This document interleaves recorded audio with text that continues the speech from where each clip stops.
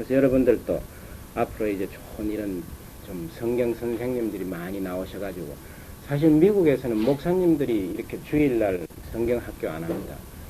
미국에는 특별히 그 우리나라하고 달라가지고 산디 스쿨이 바로 그게 교회예요. 예배에 얼마 참석하느냐, 이 출석 인원을 예배를 가지고 안 따집니다. 산디 스쿨에 어른들이 몇 명 왔느냐, 그게 그 교회의 출석 인원이에요. 그래가 전 교인들이 아침에 전부 와가지고 1시간 동안 반을 여러 반으로 나눕니다. 그래가지고 전부 평신도들이 가르칩니다. 어떤 클래스는 가면 돌아가면서 자기들이 교대로 발표하기도 하고, 어떤 클래스는 또 이것처럼 이제 공부를 하기도 하고, 여러 가지 형태가 있는데, 그래서 큰 교회도 목사님이 2분밖에 안 계십니다. 그러니까 평신도들이 할 수 없는 일을 목사님들이 하는 거예요. 우리가 어디 가서 뭐 이렇게 뭐 결혼식 이런 거 못하죠. 장례식. 그런 일들을 목사님이 하시고, 나머지 그 외에는 다 평신도들이 합니다. 그래서 우리나라도 앞으로 결국 교회는 평신도가 얼마나 참 제대로 믿음을 갖는가에 달려 있습니다. 한 교회 목사님은 5명도 안 되죠. 그러나 평신도가 수천 명 되기 때문에 결국 우리나라 교회의 평가는 목사님에 의해서 평가되는 게 아니라 우리가 어떻게 하느냐에 달려 있는 거예요. 우리가 정말 그런 사람들이 되면 좋고, 또 내가 성경을 가르친 날에는 참 조심합니다. 그 전날 저녁도 그렇고 그날도. 왜냐하면 남 앞에 가르친다는 것은 참 의무가 뭐가 무거워요. 내가 뭐 못된 짓 하고 막 이런 나쁜 생각을 할 수가 없는 거예요. 내일 아침에 내가 성경을 가르친다 이런. 그래서 나는 좀 기도를 매주 아침에 성경을 가르칠 수 있도록 좀 해달라고. 그러면 매주 가르치면, 어떤 매일 가르치면 생활이 매일 달라질 거예요. 그래서 여러분들도 내가 이 성경 장세기 가르치기 시작한 게 지금부터 6년 전이에요. 6년 전. 그러니까 그렇게 시간이 오래된 건 아닙니다. 그러나 하나님께서 뭘 정말 내가 이 하나님의 어떤 창조를 증거하겠다 이렇게 결심을 하고 기도를 하면은 무한한 지혜를 주시고 건강을 주시고 만사를 형통케 해주시는 거예요. 오늘 좀 많은 분들이 없기 때문에 이제 아무래도 또 뒤에 한번 반복을 해야 될 것 같아서 이제 좀 계속적으로 조금 더 진도를 나가겠습니다. 지난번에 어디까지 했습니까? 그때 아마 이 별을 만들고 여기까지 한 것 같은데. 네. 예. 17절 하나님이 그것들을 하늘의 궁창에 두어 땅에 비추게 하시며 주야를 주관하게 하시며 빛과 어둠을 나뉘게 하시니라. 여기 보면 하나님이 나누는 일을 합니다. 이 분류하는 거예요. 뭐가 뭐를 탁탁 나누는데 굉장히 대조적인 거예요. 빛과 어둠, 그 다음에 궁창을 만드시고 궁창 위에 물과 아래 물 이런 식으로 전부 분류를 하시는데 결국 이 성경을 조금 장세히 공부해보면 사람도 그렇게 합니다.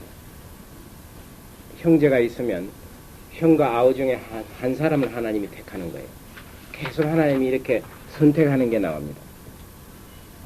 그래서 어쩌면 우리는 그 하나님이 우리를 선택한 그러한 선택이 된 사람들로 생각할 수가 있습니다.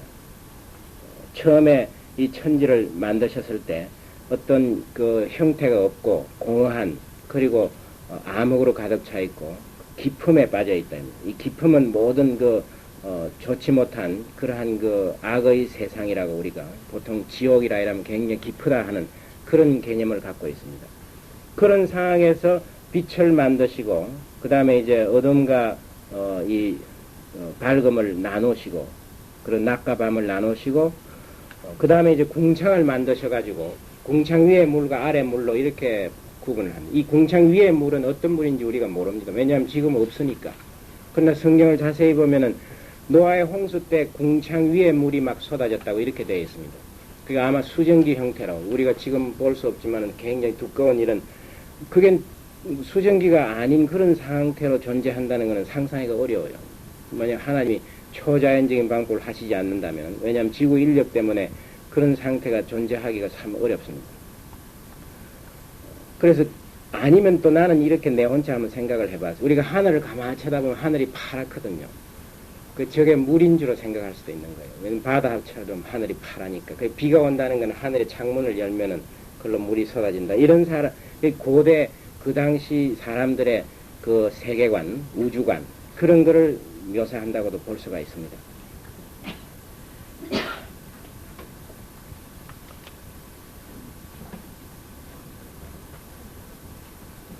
저녁이 되면 아침이 되면 넷째 날이라. 그래서 이제 넷째 날에는 셋째 날에 만든 그 이제 빛을 만드셨죠. 그 빛을 구체적으로 태양과 달과 그리고 여러 가지 별들을 만드는, 그러니까 하늘에 구체적인 발광체를 채워 넣는 그런 역할을 하신 거예요. 근데 이 우리 지구에서 하나 참 놀라운 일은 달하고 태양하고 크기가 비슷합니다. 우리가 볼 때. 사실은 뭐 비교도 안 되는 그 절대적인 크기는 엄청나게 다 상대적인 크기가 여기서 보면은 비슷하게 보이는 게 거리 때문에 그래요. 달이 아주 가까이 있고 태양은 멀리 있으니까 두 개가 비슷하게 보입니다. 그런데 딴 이 태양계 안에 그와 같은 현상은 절대로 없습니다. 그 크기의 차이가 아주 굉장히 다르게 보입니다.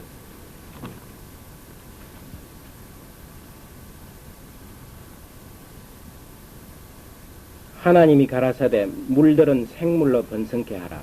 땅 위 하늘의 궁창에는 새가 나르라 하시고 하나님이 큰 물고기와 물에서 번성하여 움직이는 모든 생물을 그 종류대로 날개 있는 모든 새를 그 종류대로 창조하시니 하나님이 보시기에 좋았더라. 여기에 창조라는 말을 또 한 번 썼습니다. 그러니까 이 동물, 즉 생물, 기식이 있는 호흡하는 이런 동물들은 하나님의 창조에 의해서 생겼다 이겁니다. 그 여기에서 이 창조, 하나님이 창조하셨다 이거는 자연 법칙에 어긋나게 만드신 거예요. 보면은 물질과 에너지를 만드실 때 하나님이 창조란 말을 썼죠. 왜냐하면 우리 자연과학적인 법칙으로 물질과 에너지는 절대로 만들 수가 없는 겁니다. 아무리 해도 만들어지지 않습니다. 형태만 바뀔 뿐이지. 그러니까 우주에 있는 물질과는 일정하다 하는 게 연력학 제1법칙으로 되어 있죠. 그리고 이 자연적인 현상을 가만 그대로 두면은 항상 어떤 현상이 있냐면 엔트로피 법칙에 의해서 질서가 있는 곳에서 아주 무질서하게 랜덤하게 됩니다. 무작위적으로 막 뒤섞여버리고 또 에너지가 모여있는 아주 그 유용한 에너지가 있으면 그게 무용한 에너지로 바뀌어버립니다. 무용한 에너지란 말은 이용할 수 없는 에너지라 해요. 가령 우리가 한 곳에 에너지가 집중적으로 모여있으면 그걸 불을 떼가지고 일을 하는데 지금 이 공기 중에도 에너지가 엄청나게 있습니다. 근데 이거는 이용할 수가 없는 거예요. 왜냐하면 이 여러 형태로 공중에 고르게 퍼져 있기 때문에 이 에너지를 뽑아낼 수가 없는 이런 상태가 되는 거예요. 그러니까 이 우주에 있는 유용한 에너지가 전부 무용한 에너지로 바뀌어가는 그런 과정에 있습니다. 이게 바로 엔트로피의 법칙이에요.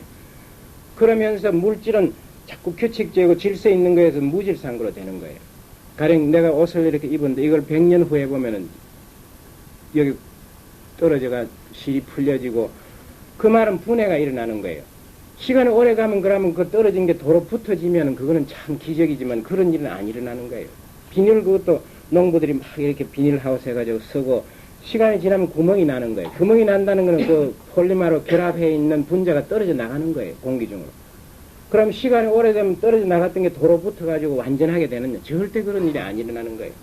그래서 이 모든 우주에 그 어떤 질서나 이런 게 파괴되어가는 그런 게 일반적인 형태인데 그러나 생명체만은 그렇지 않아요.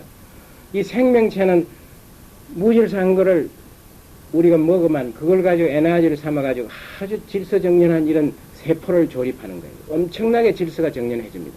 그래서 너무 질서정연한 이런 어떤 구조물을 발견하면은 우리가 뭘 의심하느냐면 아 이거 사람이 했다 이렇게 하는 거예요. 우리가 들에 나가지고 막 구경하다가 돌멩이나 이런 거 보면 아 이거 참 자연적으로 만들어졌다 하다가 갑자기 시계가 하나 딱 흘러 있으면 이거 저절로 되었다고 안 합니다. 아 이거는 이 정도 질서가 높게 되려면 사람의 지능이 있어야 된다 이거예요. 들에 나가면 나무 잎사귀도 있고 곤충 다 있죠. 그걸 보고 하나님이 했다 하는 걸 깨달아야 되는 거예요. 그게 어떻게 저절로 그렇게 조립이 됩니까? 아 이거 틀림없이 전지전능한 하나님이 계셨다. 그거를 시시각각으로 알려주는 거예요. 그러나 사람들은 하나님이 없다고 생각하는 근본적인 죄 때문에 그런 생각은 안 하고 원자가 오래 시간이 무지하게 길어지면은 그런 아주 정교한 온갖 동식물이 조립이 될 수 있다. 이렇게 생각하는 거예요. 그게 바로 하나님이 없다는 그런 우리 인간의 그 근본적인 죄성, 그것 때문에 우리 눈에 그렇게 보이는 거예요. 그래서 여기 보면은 종류대로 생물을 창조하셨다 이랬습니다. 즉 하나님이 엔트로피의 법칙을 어기시고 모든 것은 전부 무질서하게 되는데 그 가운데서도 아주 질서와 조화가 극치에 이르는 그런 하나의 어떤 조직체를 창조하셨다 이겁니다. 여태까지 없었던 것을 하나님이 만드셨다 이거예요. 그러니까 이미 주어진 그 재료를 가지고 하나님이 조직을 하신 겁니다. 하나님 보시기에 좋았더라. 하나님이 그들에게 복을 주어 가라사대 생육하고 번성하여 여러 바닷물에 충만하라. 새들도 땅에 번성하라 하시니라. 그리고 이 생명체를 만드신 다음에 하나님이 축복을 하십니다. 생육하고 번성해라 이겁니다. 그러니까 이제 앞으로 내가 너희들에게 준 그 생식 방법을 위해서 너희들이 이 땅에 아주 생육하고 번성해가지고 온 땅에 충만하라 이겁니다. 그러니까 이 하나님께서는 이 아름다운 생명체를 만드신 후에 이 전 지구의 모든 생명체들이 충만하게끔 가득 차게끔 하라 하는 거예요. 그게 하나님이 주신 축복입니다. 저녁이 되며 아침이 되니 이는 다섯째 날이라. 하나님이 가라사대 땅은 생물을 그 종류대로 내되 육축과 기는 것과 땅의 짐승을 종류대로 내라 하시고 우리가 셋째 날에 보면은 땅이 드러나게 하셨죠. 그래서 땅 위에 이제 여러 가지 지상 동물로 채워 넣습니다. 첫 번째 뭐냐 하면은 짐승을 만들고 그 다음에 육축, 우리가 집에서 키우는 종류, 그 다음에 기는 모든 것, 땅에 기어다니는 모든 것. 그러니까 이 세 가지 형태가 모든 육상동물을 대표합니다. 물론 우리 오늘날처럼 여러 가지 동물을 분류하고 뭐 이렇게 다 하지 않고 그저 그 당시에 사람들이 일상생활에서 알 수 있는 그런 분류법을 써가지고 그러나 이 세 가지를 하면은 모든 게 포함이 되는 거예요. 종류대로 짐승, 그 다음에 육축, 그 다음에 땅에 기는 것 이런 모든 것을 만들어라. 하나님이 가라사대 우리의 형상을 따라 우리의 모양대로 우리가 사람을 만들고 그로 바다의 고기와 공중의 새와 육축과 그 다음에 이제 여섯째 날 우리의 형상. 여기 보면 우리라는 말, 위라는 말 쓰죠. 위, 우리의 형상. 영어로. 그러니까 이 하나님이 어떻게 우리라고 하느냐. 우리가 생각하기로는 한 분만 계시는데 그래서 이 천지를 창조하실 때 예수님도 옆에 있은 게 틀림없는 거예요. 아무도 없는데 내 혼자 만들면서 우리가 뭘 하자 이렇게 하지 않겠죠. 그러니까 성령님과 예수님 그리고 하나님 아마 천사들도 그 옆에 왜냐하면 천사들은 하나님의 심부름꾼이에요. 가령 어떤 선교사가 내가 지금 돈이 다 떨어졌는데 지금 내일 아침을 먹일 돈이 없다 이럴 때 막 기도를 하는데 갑자기 누가 문을 두드리면서 편지를 전달해 주는데 보니까 수표가 안에 들어있는 이런 일들이 요즘도 물론 일어나지만은 이와 같이 도저히 이거는 우리 인간의 어떤 심부름이 아니라 하나님이 하신 심부름 그럴 때 개입하는 그런 존재가 성경에서는 천사들로 나타나 있습니다. 그래서 이런 여러 사람들이 이 천지를 창조할 때 하나님과 함께 계셨다 이겁니다. 그래서 우리의 모양대로 우리가 사람을 만들고 그로 바다의 고기와 공중의 새와 육축과 온 땅과 땅에 기는 모든 것을 다스리게 하시고 여기 보면은 우리의 모양대로 만들자 이 말은 우리 외모가 그러니까 하나님이 사람처럼 이렇게 생겨 있는 게 아니에요. 여기 보면 이미지라고 되어 있습니다. 그 하나님의 어떤 그 속성, 특성이 그 속에 담겨 있고 형체, 몸, 육체적으로 하나님하고 같은 모습이 아닙니다. 그러니까 이 하나님의 형상대로 만들자 하는 이 말은 그 하나님의 본질적인 그런 면이 대표되어 있는 그런 거를 강조하는 거예요. 그래서 어떤 사람은 하나님 모습을 막 이렇게 수염이 있고 이런 노인 영감으로 이렇게 그리는 수도 있는데 우리는 하나님의 형상을 절대로 모릅니다. 우리는 하나님의 형상에 따라서 지어진 바지요. 그러니까 우리 속에 하나님의 모습이 드러날 수 있다는 겁니다. 그런데 착각하면 안 됩니다. 우리는 지금 그런 게 불가능합니다. 거의. 왜냐하면 처음에 하나님이 그렇게 만드셨지만은 우리가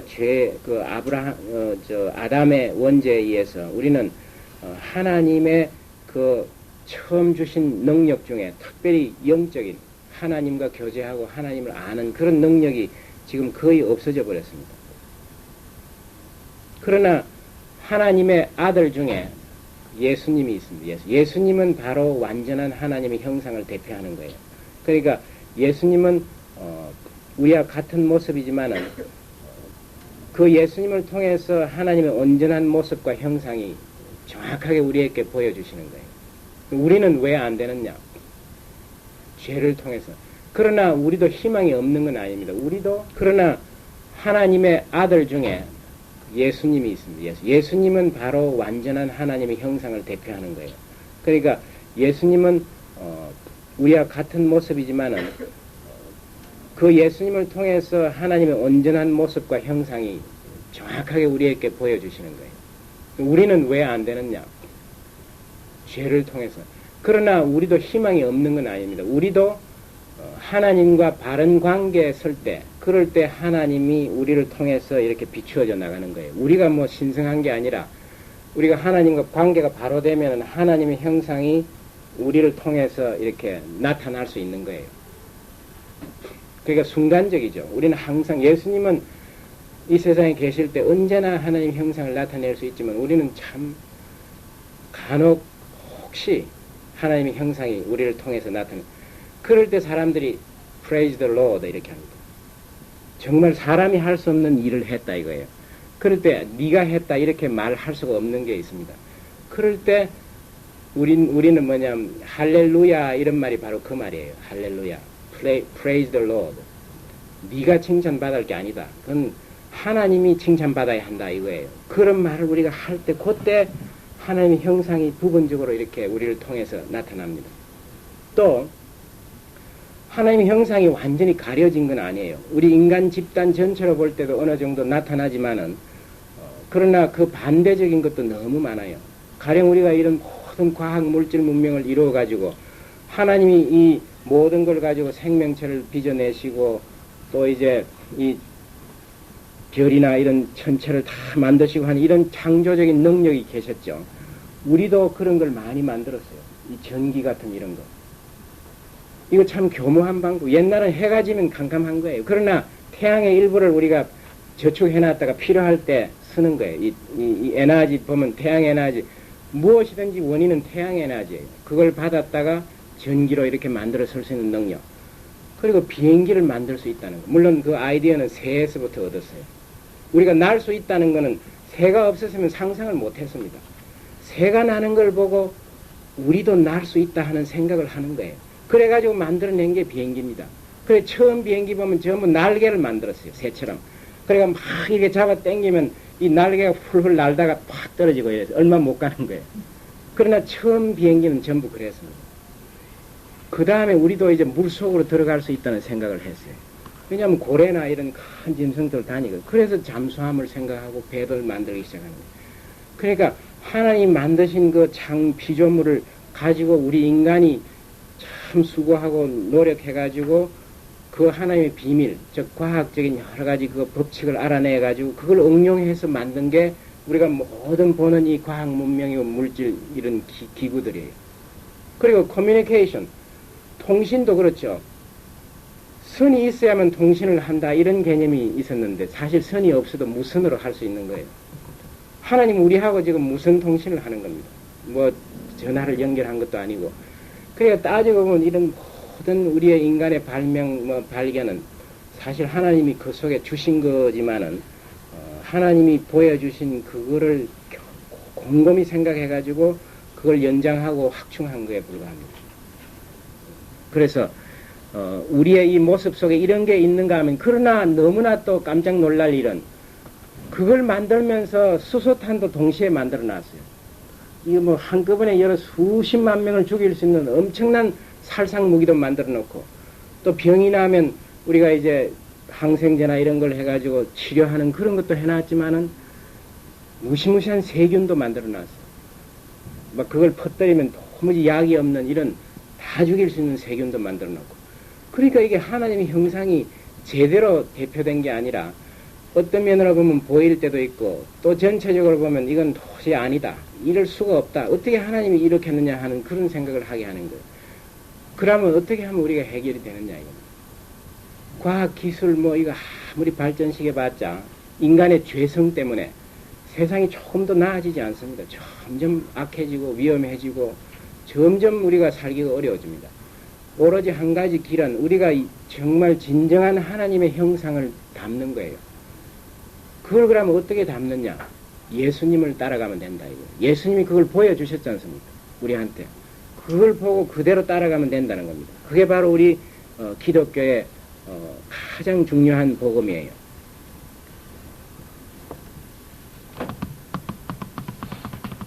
여기 보면 복수형으로 되어 있죠. 그래서 이 삼위일체라는 이 말은 성경에 트리니티라는 단어가 없습니다.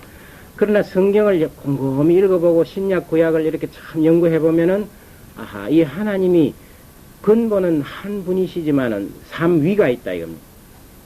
아버지 하나님, 그 다음에 아들 예수, 그리고 성령 하나님. 그래서 이 삼위일체설은 2세기, AD 2세기의 터털리안이나 그 다음에 이제 아타나지우스, 그 다음에 어거스틴, 4세기의 어거스틴 이런 분들이 교리화한 거예요. 그러나 이 삼위일체설은 제일 중요한 교리 중에 하나입니다. 이게 만약에 제대로 안 되어 있으면 기독교가 아닙니다. 그렇죠. 왜냐하면 하나님만 있다고 생각하는 종교는 유대교예요. 유대교. 유대교는 오직 하나님 한 분이면 족하다 이겁니다. 예수고 뭐 무슨 필요 있느냐 이거예요. 우리가 똑같은 구약 성경을, 이 사람들 경전이 바로 구약이에요. 유대인 경전이. 똑같은 건데 신약만 없는 거예요. 그 다음에 또 예수님은 막 여러 선지자 중에 한 사람이지 하나님의 아들은 아니다 하면은 모슬렘교예요. 그 지금 회교. 그 사람들 바로 그거예요. 자기네들은 예수도 선지자 중에 하나지만은 모하메드가 더 나은 선지자다 이렇게 생각하는 거예요. 그래서 성령, 성부, 성자 이 세 가지가 똑같은 하나님이라고 이렇게 분명하게 믿지 않으면은 우리가 크리스찬이라고 할 수가 없는 겁니다. 더구나 예수님이 하나님과 동등한 모든 천지를 만드시고 바로 그분이 예수님이다 하는 그런 그 연결이 되지 않으면은 기독교가 아니에요. 그래서 나도 옛날에는 하나님만 있으면 되지 이런 생각을 많이 했습니다. 처음에 예수님은 참 믿기가 어려워요.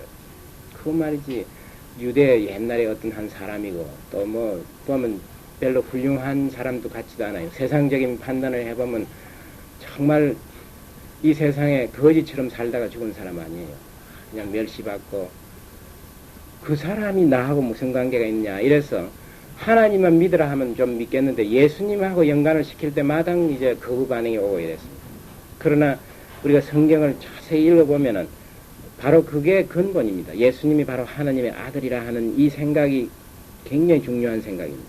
그래서 여기에 보면 우리가 우리의 모양대로 이렇게 되어 있고 그 다음에 보면은 하나님이 자기 형상하는 요 자기는 단수예요. 또 his라 이래 되어 있습니다. his. 그래 조금 전에 우리라고 했다가 그 다음에는 또 자기 형상이라 이렇게 말을 하는 거예요. 그러니까 복수였다가 또 단수가 된다 이거예요. 그게 바로 우리가 알고 있는 삼위일체예요. 이게 세 가지로 이렇게 나오지만은 그러나 하나다 이겁니다. 하나. 그래서 이런 현상은 이런 우리가 우주가 벌써 어떻게 물질, 그 다음에 공간, 그 다음에 시간으로 되어 있습니다. 이 셋 중에 하나가 빠져도 이거는 요소가 우주가 안 되는 거예요. 우리가 뭐 공간하고 시간을 나눌 수 있다고 옛날에 생각했지만 나눌 수 없는 거예요. 공간과 시간은 항상 같이 존재하는 겁니다. 뗄 수 없는 겁니다. 그렇죠. 북극성에서 떠나는 별빛이 지금 우리가 북극성 보는 거는 800년 전에 떠난 거예요. 그게. 그러나 많은 사람들이 착각하고 있는 거예요. 아, 내가 지금 북극성을 본다 이렇게 생각하는 거예요. 천만에 지금 북극성 보는 게 아니에요. 800년 전에 북극성을 내가 보는 거예요. 지금 북극성을 떠나는 빛은 내가 죽은 다음에 800년 후에 무덤 위에 비춰줄 거예요. 그러니까 현재라는 개념이 공간을 떠나서는 생각할 수 없는 겁니다. 지금 요 공간에서 내가 현재지 이걸 가지고 저쪽도 현재라 이렇게 하면 안 되는 거예요. 그래서 우리가 이런 이 우주적으로 보면 그런 문제가 생깁니다. 그리고 우리가 이 파티클 중에 전자라는 게 있습니다. 이 원자주의를 핵주의 전자. 이 전자는 분명히 어떤 한 개체예요. 마이너스 전기를 갖고 있는 하나의 무게가 있는 개체인데 그러나 이 전자를 우리가 규명하기가 참 어려워요. 전자는 전자의 일렉트릭 필드가 있습니다. 그 전기파가 이렇게 있어가지고 필드가 있는 거예요. 전장이 있습니다. 그런가 하면 이게 움직일 때, 어떨 때는 이 웨이브, 파에 이런 물질 파 있죠. 그런 웨이브의 운동을 하는데, 또 어떨 때는 하나의 입자처럼 또 이렇게 작용을 하는 거예요. 그 전부가 합쳐서 전자예요. 그러니까 우리가 전자는 입자다 이렇게 해도 틀린 말이고, 전자는 웨이브다 이렇게 해도 안 되고, 전자는 필드다 이렇게 해도 안 되는 거예요. 그 세 가지가 항상 공존하는 그 전체가 전자입니다. 전자라는 엔티티를 우리가 설명할 때 어느 하나로 할 수가 없는 거예요. 그러니까 물론 이런 거는 뭐 성경적인 설이 아닙니다. 그러니까 여러분들이 참고로 들었어야 하는 거예요. 이런 여러 가지 하나님이 우주를 지으실 때 아마 하나님의 속성이 우주 속에 나타날 수 있다고 이렇게 생각하는 것은 무리가 아닌 것 같아요. 그 자기의 하나님의 뜻이 구체적인 이런 물질과 에너지로 이렇게 드러나기 때문에 이러한 모든 속성이 여기에 나타나는 거예요. 그래서 엔트로피의 원칙만 하더라도 점점 무질서하게 되는 것은 처음부터 하나님이 그렇게 하신 건 아니에요. 이게 이제 에덴 동산에서 우리가 범죄한 다음에 하나님이 없다고 할 때 하나님이 저주를 해가지고 그때부터 이제 세상이 이렇게 무질서한 이런 게 되는데 우리가 죄를 짓는 거하고 착한 일을 하는 거하고 어느 게 쉽습니까? 죄 짓는데 뭐 미리 계획하고 뭐 곰곰이 생각할 필요 없습니다. 그냥 하는 대로 하면 되게 죄가 되는 거예요. 그러나 착한 일을 하려면 몇 달을 기도를 하고 한 가지 일을 해봐가지고 하는데 얼마나 서툴게 합니까? 제대로 못하는 거예요. 그게 바로 착한 일은 잘 안 되고 못된 일은 너무나 익숙하게 좀 사도 바울도 그런 고백을 했죠. 사도 바울이 내만한 사람이 어디에 있느냐 이런 표현도 했습니다. 내 정도로 하나님 율법을 잘 지키는 사람이 어디에 있느냐. 나는 바리새인 중에 자랑했다가 그 다음에 또 보면 죄인 중에 죄인이요 괴수라고 그랬어요. 그 말은 참 내가 잘하는 것 같지만 그러나 다른 쪽으로 한번 따지면 엉망진창이다 이거. 이건 뭐 내가 말로 할 수 없는 그런 죄인이다 하는 고백이에요. 그래서 우리가 착한 일 하기는 참 힘들지만은 나쁜 짓하고 남 해코지하고 뭐 이렇게 남 손해보일 이런 일은 그저 아주 손쉽게 너무나 배우들도 보면 우리나라 배우들이 명배우들이 많은데 전부 악역하는 사람들이 다 명배우더라고. 그거는 연습을 하나도 안 해도 술 취한 거 이런 거 하는데 보니까 영판 하더라고. 아마 술 먹고 할 거 아닐 거예요. 그러나 좀 점잖고 착한 일을 하는 것을 보려면 어딘가 흠이 있는 것 같아요. 저놈이 일부러 저렇게 보이려고 하는 거지 하는 이런 모습이 자꾸 나타나는 거예요. 그래서 이런 모든 그 엔트로피의 법칙이나 이런 것도 그 하나님의 어떤 속성이 처음에는 질서와 조화로 이렇게 주어졌지만 우리 인간의 범죄로 인해서 세상이 그렇게 그런 그 무질서하고 파괴적인 그런 어떤 한 그 경향을 주셨다 하는 이런 생각을 하게 됩니다. 하나님이 자기 형상, 곧 하나님의 형상대로 사람을 창조하시되, 여기도 보면 사람을 창조하셨다고 했습니다. 그러면 짐승하고 사람하고 다른 점이 뭐냐? 또 뭔가 다른 요소가 있기 때문에 또 사람도 창조라는 단어를 썼습니다. 동물하고 사람하고 뭐가 다르냐 이겁니다. 우리가 생화학적으로 보면 똑같습니다. 동물하고 사람하고 차이가 하나도 없습니다. 생화학적으로. 오히려 이 형태학적으로 보면 사람이 동물보다 못할 때가 더 많아요. 자기 새끼를 내다 버리고 막 죽이기도 하고 새끼를 그냥 말 안 들으면 물에 빠뜨려 죽이기도 하고 이거 동물들은 안 하는 짓입니다. 사람들만 하는 거예요. 그 어떤 면으로 보면 오히려 더 동물보다 못한 지금 형태예요. 모든 구성재료나 다 똑같아요. 생화학적으로 보면 뭐 효소나 뭐 전부 다 같은 원리입니다. 그런데 사람을 특별히 또 창조하셨다 이거예요. 그러니까 처음에 인간을 창조할 때 하나님은 동물하고 다른 특별한 능력을 주셨다 이겁니다. 그 능력이 뭐냐 이겁니다. 남자와 여자를 창조하시고 이 세상에 있는 문헌 가운데 남녀 평등을 맨 먼저 주장한 책은 성경이에요. 여러분들 놀랍게도 성경책에서 그걸 주장합니다. 하나님이 남자와 여자를 동시에 창조했다 이랬습니다. 그러니까 이런 개념은 그 당시 모세 시대로 봐서는 굉장히 앞선 개념이에요. 모세 시대에는 아마 관습적으로 여자는 참 이건 뭐 인구 숫자에도 넣어주지 않았어요. 남자가 몇 명 이렇게 하지 딸린 여자들은 숫자에도 헤아리지 않을 정도로 그렇게 천대를 받았어요. 그러나 이 창세기에 보면 그게 아니에요. 남자와 여자를 동시에 하나님이 창조하셨다 이렇게 되어 있습니다. 하나도 못한 점이 없는 거예요. 그러나 왜 그러면 여자들이 서양이나 동양이나 항상 좀 못한 처지에 와 있느냐? 그게 바로 인간의 죄성 때문에 그래요. 나중에 그 아담 하와가 에덴 동산에 쫓겨날 때 아담이 하와들어 왜 네가 그런 걸 나한테 주었냐고 막 야단을 치는 거예요.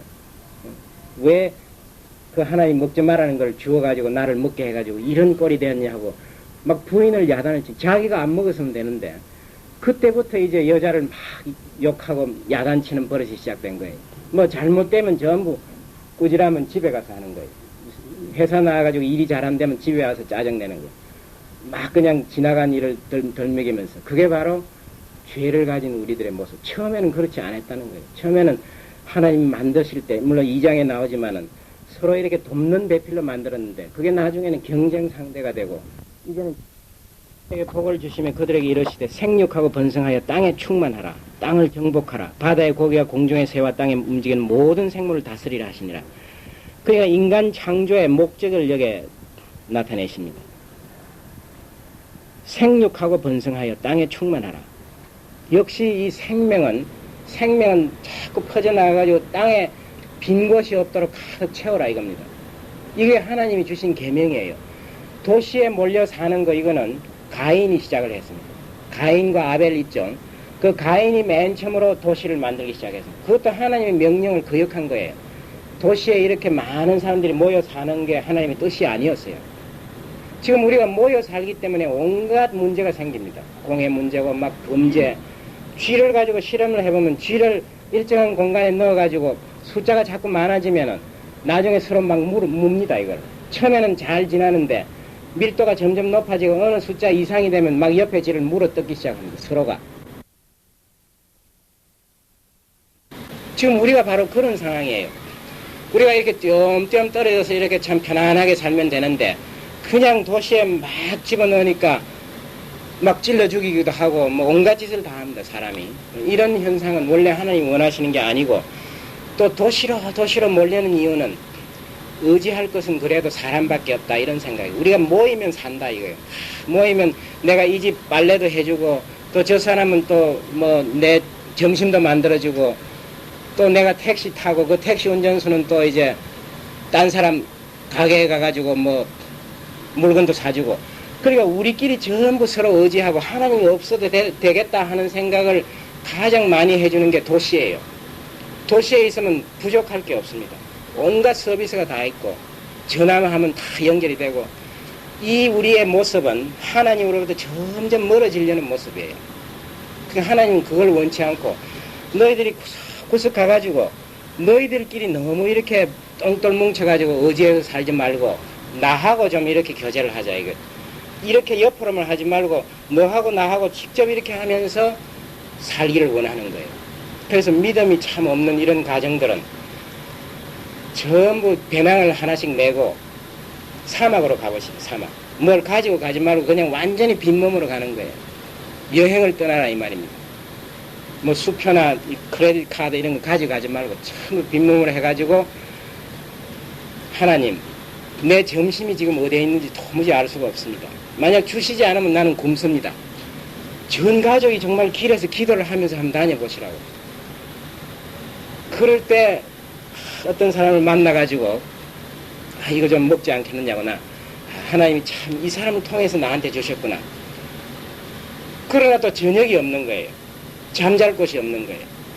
그럴 때 온전히 우리가 하나님을 믿고 의지하고 하나님이 주시는 것만 받겠다고 감사한 마음으로 그런 마음을 여러분들이 그게 바로 아브라함이 그렇게 했고 야곱이 그렇게 했고 이스라엘 백성이 광야에서 40년간 한 게 바로 그거예요. 모든 애굽에 있는 것을 다 두고 그냥 전 국민이 사막으로 나가가지고 의지할 곳은 하나님밖에 없는 이런 상황이 된 거예요. 그럴 때 이스라엘 백성들이 하나님이 주시는 만나를 감사하면서 물론 뭐 투정도 했죠. 왜 메뉴가 똑같느냐고 말이지. 우리도 한 번씩 그런 필요가 있습니다. 너무 이렇게 안주해가지고 편안하게 잘 살지 말고 정말 한번 하나님 믿고 한번 떠나보는 거예요. 그런 예가 있습니다. 토리 신부님 그 예수원, 그 토리 신부님은 요즘 우리 같으면 아마 서울 근교에다가 자리를 정해. 내가 기왕에 예수원을 만들 바에는 안양쯤 해놔야 여기 수원수도 오고 서울수도 오고 사람들이 많이 와가지고 사람들이 지나가면서 뭔가 좀 줄 거다 이거예요. 흘려놓을 거다. 그러나 그거는 우리 인간적인 생각은 어디 저 강원도 산골짜기에다 해놨어요. 그래 놓고는 이제 하나님만 기다리는 거예요. 사람을 기다리는 게 하나님 내가 여기에 지금 예수원을 만들어 놨는데 이걸 하나님이 계시는지 안 계시는지 실험장으로 쓰죠. 레버러토리. 우리가 뭐 화학 실험실이 있듯이 이분은 프린스턴 대학에서 물리학을 공부하시는 분이었어요. 그러니까 나중에 신학을 공부했지만 이게 내 실험실입니다 이거예요. 하나님 계시면 하나님의 사랑이 이걸 통해서 나타나는 실험실로 쓰십시오. 그러니까 기적이 얼마나 일어났습니까? 이 토리 신부가 소를 팔고 나면 그날 저녁에 도둑놈이 온다고 그러잖아요. 소값 풀로 말입니다. 그러면 막 반갑게 맞아 들어가지고 밥을 해주고 해서 돈까지 주면 이 도둑놈이 가져갔다가 3일 만에 눈물을 흘리면 도로 가져오는 거예요. 내가 이 돈을 쓸 수가 없다고 말이죠. 그래가 예수를 믿고 그 완전히 강도가 완전히 예수 믿는 제자로 그런 실험을 하는 거예요. 우리는 그게 비하면 너무 믿음이 없는 사람들. 내가 서울만 떠나면 나는 이제 끝장이다 이렇게 생각. 하나님 하늘을 쳐다보면 되는데 예수원에 가면은 자꾸 하늘을 쳐다보게 돼요. 왜냐하면 땅에 볼 게 별로 없습니다. 바위돌하고 뭐 나무하고 별로 없어요. 그러니까 나가면 하늘부터 쳐다보는 거예요. 그래서 그런 실험실을 만드셔야 되는데 그러나 우리가 또 예수원까지 안 가도 그런 실험실이 있습니다. 지금 오늘 우리가 2부 예배를 마치고 봉천동에 이제 교회에서 떡도 좀 하고 이래가지고 가는데 거기 가면 완전히 명절이 없는 사람들이에요. 그냥 그 깨어진 가정, 어머니는 다 도망가버리고 아버지가 이제 아이들을 키우는데 아버지는 또 새벽에 나가 밤늦게까지 일을 해야 겨우 먹을 이런 사람들이니까 완전히 아이들이 쥐처럼 동네에서 막 탁탁 하는 거예요. 밤에도 집에 안 가고 집에 가면 뭐가 있습니까? 먹을 것도 없지. 그런 아이들이 봉천동에 바로 여러분들 이웃에 있는 거예요. 그래서 우리 거기에다가 이제 집을 하나 얻어가지고 여러 가지 이제 아이들 가르치기도 하고 한글도 모릅니다. 국민학생들인데 그런 집을 이제 방문을 하게 되면 그것도 하나의 실험실이에요. 도시 안에 있는 하나님의 실험실이에요. 꼭 그게 안 가더라도 우리가 그런 걸 만들 수가 있는 겁니다. 그래서 여러분들이 사실 성경을 이게 한자 두자 더 배워가면 뭐합니까? 바리새인들처럼 되는 거예요. 바리새인들은 요 안에 바늘 귀 안에 천사가 몇 마리가 있나 이런 걸 서로 따지고 막 그러다가 모든 게 다 잊어버린 거예요. 다 쫓겨나고. 성경에서 분명히 뭘 가르칩니까? 우리가 아는 것만 해도 충분합니다. 사실 이 창세기를 크게 가르친 건 어떤 면으로 보면 우리 재미 때문에 하는 줄도 모릅니다. 요거를 좀 더 알려고 하는. 구약 성경 펴보면 메시지가 딱 그거예요. 고아와 과부와 나그네를 돌보라 이거예요. 여러 번 나옵니다. 여러 번 그렇게 하는 거예요. 근데 그거는 못 들은 척하고 뭐 좀 더 신통한 게 없느냐 따져보고 내내 하고 그러다가 서로 교파가 나눠지고 싸우고 하고 이렇게 되는 거예요. 물론 이렇게 이제 공부하는 것도 이게 하나의 재미인데 크리스찬이 재미가 하나도 없으면 안 되겠죠. 이런 재미라도 그래도 있는 게 나은데 근데 이거는 어디까지나 재미에 불과하지 이거가 우리의 전부가 되면 안 되는 거예요. 만날 모여 앉아가 성경 공부하고 있으면 세상이 어떻게 되겠습니까? 그러니까 재미를 좀 보셨으면은 그 다음에는 내가 이제 손해도 좀 봐야 되겠다 이런 생각을 해야 되는 거예요. 누굴 돕는다는 거는 내가 손해보는 거예요. 시간 손해, 돈 손해, 뭐 온갖 손해를 보고 하는 거예요. 그런 거를 우리 교회에서 이제 키워나가야 하는 겁니다. 그래서 뭐 갑자기 여러분들대로 그런 걸 하시라고 하는 건 아니고 우리가 이 성경 공부를 하고 좀 더 하나님을 깊이 알겠다는 목적이 어디에 있는가? 우리가 몰라서 뭐 제대로 실천 안 하는 게 아닙니다. 분명하게 해놓은 건데 그거는 모두 못 들은 척하고 그 옆으로 가면 옆으로 슬쩍 돌아가는 거예요. 그게 바로 오늘날 우리들의 모습입니다. 그래서 우리 성경 가르치기도 간혹 무엇 때문에 이걸 우리가 해야 되나 이런 생각을 할 때가 있는데 앞으로 이 창세기 반 모두 듣는 분은 반드시 한 번쯤 거기를 가셔가지고 그 아이들을 한번 보아야 되는 거예요. 이 사람이 사람인 것은 모양 때문에 사람이 아니에요. 이 사람을 쳐다보면 사람 같은 게 느껴져야 하는데 걔들을 보면 사람으로 느껴지지가 않아요. 참 미안한 일이지만 똥 무슨 이런 뭐 소새끼나 이런 짐승들 같아요. 왜냐하면 아무 표정이 없습니다. 눈동자도 이렇게 돼 있고, 뭐 완전히 이 애들은 어린 아이들이지만은 전부 아주 깊숙한 그런 그 디프레션에 빠져 있습니다. 왜냐하면 사랑을 한 번도 받아보신 게 없으니까 누가 말을 해도 대답도 안 해요. 뭐 그 하나도 귀에 들리지 않고 뭘 물어봐도 이게 무슨 색깔이지 하면 색깔을 모릅니다. 빨간색인지 노란색 한 번도 들어본 적이 없는 거예요, 집에서. 너무나 비참한 그런 아이들이 있는 겁니다. 그런 사람들을 우리가 전혀 모르고 산다는 거는 이 성경을 아무리 공부를 하고 뭐 해봤자 다 헛거라 이거예요. 그래가지고 세상이 바뀌지 않는 겁니다. 우리가 지금 알고 있는 것만 해도 정말 100분의 1만 제대로 말씀대로 쫓으면은 엄청난 막 정말 사람들이 보면 저기 예수님이 가는구나 할 정도로 우리가 훌륭한 크리스찬이 될 수 있는 거예요. 몰라서 못하는 게 절대 아닙니다. 그래서 이 참 행함이 없는 믿음이 죽은 믿음이라고 야고보서에서 그러죠. 그 말을 무시하면 안 되는 거예요. 우리는 성경을 보면서 신문도 봐야 하는 겁니다. 성경만 교회에서 보라고 하면 안 되는 거예요. 내 이웃이 어떻게 되어 있는지 좀 보면서 우리가 복음을 해야지. 이것만 천당 가는데 충분하면 되는 거 아닙니까? 성경 보는 목적이 뭐예요?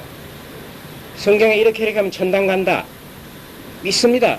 그러면 되는 거예요. 그 이상 더 알아가지고 뭐 합니까? 천당 가는데 이 세상 살 때 너희들이 미리 예수 믿게 한 게 뭡니까? 내 생각할 때 제일 수지 맞는 예수 믿는 거는 죽기 5분 전에 믿는 거다 이거예요. 내 멋대로 살다가 죽기 전에 강도처럼 내가 이제 하나님 믿습니다. 나를 받아주십시오. 하면 하나님 받아준다고 되어 있습니다. 근데 문제점은 죽기 5분 전이 언젠가를 아무도 모른다는 점하고 우리 가다가 뭐 당장 교통사고 나서 죽을 수 있는 거고 그 다음에 또 하나는 이렇게 미리 좀 예수를 믿게 해주는 건 하나님의 은혜로서 그래 네가 이미 예수를 믿었으니까 내가 이제 생명을 허용하는 동안에 내 대신 내가 직접 하겠지만은 내가 하는 것보다는 너희들을 통해서 하는 게 그래도 사람들에게 감명을 준다 이거예요.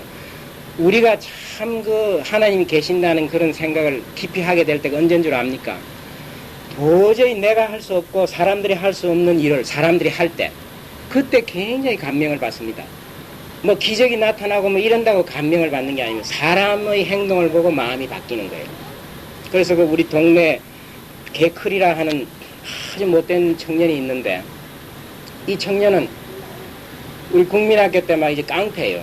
우리가 뭐 가져가면 도시락도 뺏어 먹고 다 뭐 그냥 뭐 이 할머니들이 시골 장날 뭐 이거 오면은 닭 같은 것도 다 이게 달라 해서 가져가고 뭐 완전한 깡패인데 그 버스역에 어떤 할머니가 이 성경책 들고 예수 믿으라고 막 노방전도하는 사람이 있습니다. 근데 우리는 그 개클이라는 청년이 오면은 옆에서 슬쩍 지나가면 못 본 척하고 가야 돼. 만약에 이렇게 쳐다보다가는 그것 때문에 이제 모든 걸 뺏기고 시비가 붙기 때문에 아주 얌전하게 이렇게 걸어가는데 이 할머니는 개클이를 만나면 멱살을 막 치고 야 이놈의 자식아 네가 예수를 믿으라 막 예수를 믿고 너 내 집에 구원을 얻으라 막 이렇게 막 흔들어 주는 거예요. 그러면 딴 사람이 뭐 하면 막 이 할망구가 미쳤나 하고 할 텐데 가만히 이렇게 있는 거예요. 그런데 내가 미국 갔다가 이제 한국에 귀국을 했을 때 고향을 찾아간 거예요. 가니까 그 개클이라는 청년이 거기에서 막 성경책을 들고 이제 할머니 대신으로 예수를 영접하라고 이러더라고. 그래서 내가 친구들 만나가 개클이 알지 하니까 개클이 안다 이거. 개클이가 조금 미쳤나 내가 이렇게 물어봐. 왜냐하면 뭐 파출소에 가서 아마 두들겨 맞고 나 미쳤나 이렇게 생각해. 그래서 나도 미국 가서 예수 믿었다 이러니까 내 친구들 중에 아무도 거짓말이래요. 네가 인마 예수를 어떻게 믿느냐고. 네가 박사학위를 받았다는 거는 믿지만은 예수 믿는다는 거는 내가 믿을 수 없다 이거예요. 그게 아니라고 내가 이렇게 해서 예수님을 영접했다 이러니까 너처럼 그렇게 어렵게 예수님 영접하려면 세상에 몇 명이나 예수 믿겠냐 이거라고. 나는 예배당에는 안 가지만은 하나님이 있는 거는 매일 안다 이거예요. 그 어떻게 아느냐 이러니까 개크리를 보라 개크리. 저 개크리가 파출소에 밧줄로 묶어놓고 해도 안 되는데 오늘은 제발로 걸어 나와가지고 전도한다 이거예요. 하나님이 없으면 어떻게 저렇게 되겠느냐 이거예요. 바로 그게 가장 좋은 하나님을 증거하는 방법이에요. 그 여러분들은 과거가 험악하면 험악할수록 요즘 우리나라에는 깡패하던 사람들이 목사 되는 그런 경향들이 굉장히 많은데 그 잘 되면 다행이고 못 되면 참 그 어려운 문제. 박규성 목사가 전에 우리 교회에 와서 설교하는데 뭐 내용은 뭐 목사님 설교 비슷비슷한 거지만은 농담같이 들려가지고 참 은혜가 안 됐구나. 무슨 말하면 옛날 생각이 자꾸 나가지고 그런 문제점이 있는데 진짜 그런 깡패가 참 길거리에 나와가지고 이러면 그 친구를 아는 사람들은 아, 예수님이 있다 이거예요. 왜냐하면 저걸 보라 이겁니다. 누가 저렇게 붙들어 놓겠느냐 이겁니다. 그래서 여러분들이 정말 우리가 지금 나가면 빛 태양이 있는 겁니다. 그걸 자꾸 여러 번 쳐다보십시오. 내가 저 태양이라는 하나의 별 가까이에 우리 지구가 있다 이거예요. 그래서 그걸 볼 때마다 하나님의 따스함을 느낍니다. 그러다가 태양을 숭배하는 사람들이 된 거예요. 그게 바로 범신론. 모든 거를 태양에도 절하고 물에도 절하고 우리나라 사람 물을 숭배하는 게 많죠. 정화수라 이래가지고 물을 떠다놓고 절하. 그것도 보면 성경적으로 상당한 근거가 있습니다. 우리 생명의 70%가 물이에요.